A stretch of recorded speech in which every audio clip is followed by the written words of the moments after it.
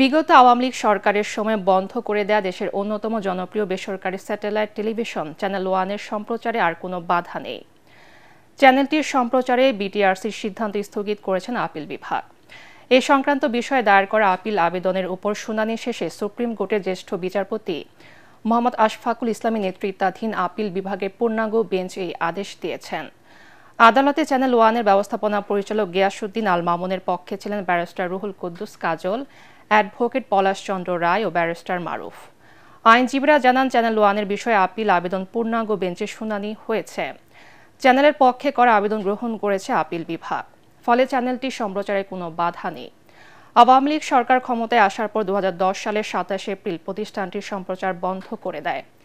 BTRC frequency বরাদ্দ বন্ধের পর চ্যানেলটির কর্তৃপক্ষ এ বিষয়ে হাইকোর্টে আবেদন করেন, কিন্তু আবেদনটি খারিজ হয়ে যায়।